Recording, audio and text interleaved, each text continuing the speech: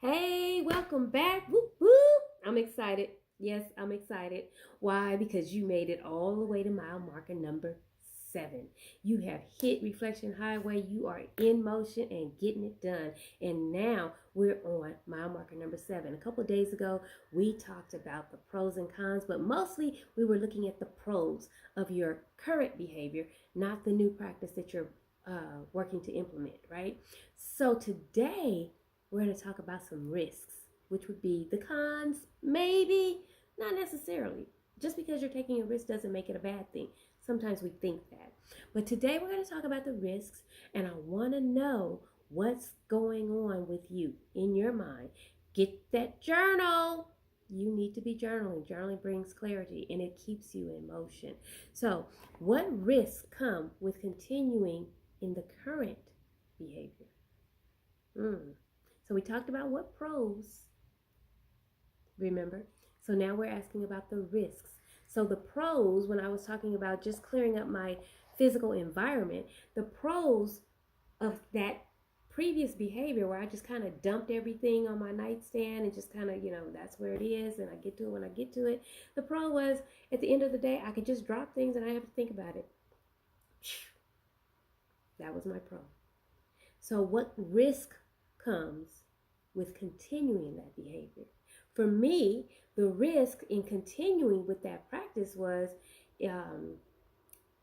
I risked losing things because by me just dumping things, sometimes things get dumped on top of things and I don't see them. They're not readily available.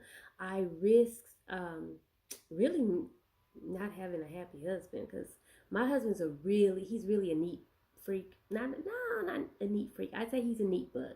He likes things neat and in order. And I don't like things nasty, but I don't mind if they're a little junky, right? And so we have a little more peace and a little more harmony now that things are more clear in our space, in our environment.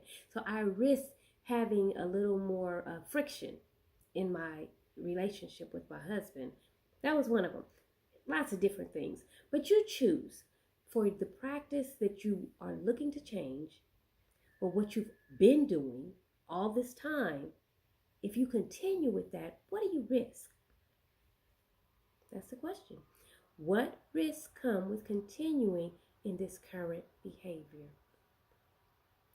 Jot it down. Journaling brings clarity. You really are in motion. When we come back, we're going to be on a new road. You know how you riding down that freeway and one road connects to another? Well, you just come all the way down Reflection Highway, 7 mile markers, and now when we come back, we're going to hit on Connection Trail. So we'll talk about that next time. Now, maybe you decided that you wanted to go through all 7 of these in one day. Don't come back to me until next week. You really can. You can come back anytime you want to. Of course, you have the power, right? But it's important for you to take some time to reflect. So that's what I'm encouraging you to do.